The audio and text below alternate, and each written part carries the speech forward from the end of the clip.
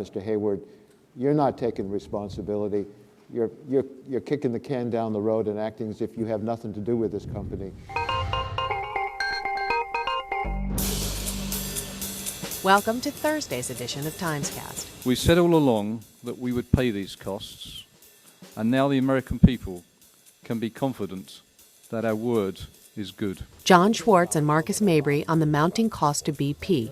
Will the company be able to pay? It's either our country or it isn't. Monica Davey reports on whether undocumented workers will be able to work and live in a small Nebraska town. As I was drinking earlier, I really wanted to smoke a little bit right now. And columnist Nicholas Kristof in the Congo Republic sees men making bad spending choices that hurt their families.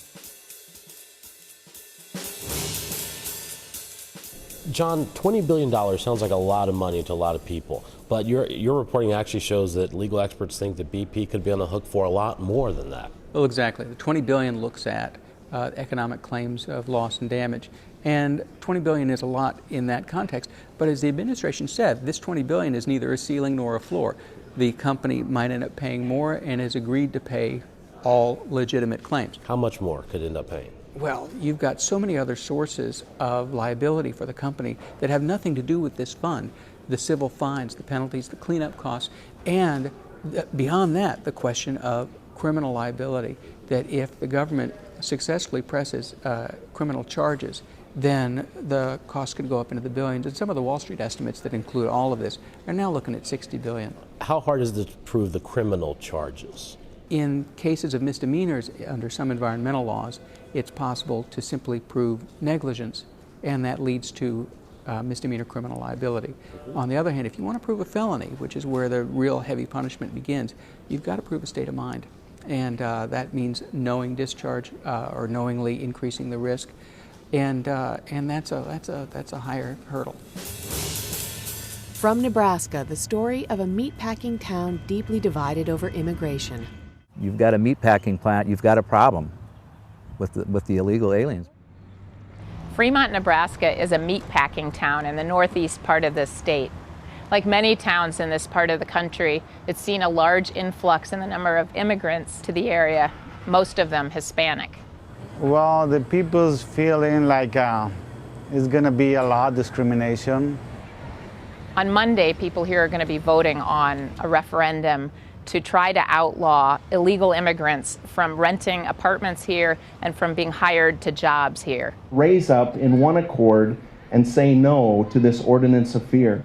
There have been a flurry of such attempts around the country in towns like these to take similar actions, but Fremont is the only place in the country where the city essentially turned down the idea, and the people now have insisted on holding a referendum. It's either our country or it isn't. Yeah. Somebody's going to have to decide. There's no telling what the outcome will be, but many people here say that if it does pass, other towns around the country are going to be watching and following suit. If it fails, meanwhile, there are those here who believe that it will suddenly become a magnet for illegal immigrants.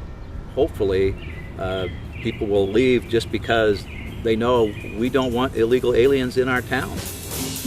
Finally, Nicholas Kristof in the Congo Republic asks why some men spend more on beer than on educating their children. There's a dirty little secret of global poverty that is rarely acknowledged by aid groups or UN reports. I'm Nicholas Kristof of the New York Times, and I'm talking about the suffering associated with poverty that is caused not only by low incomes, but also by foolish spending decisions.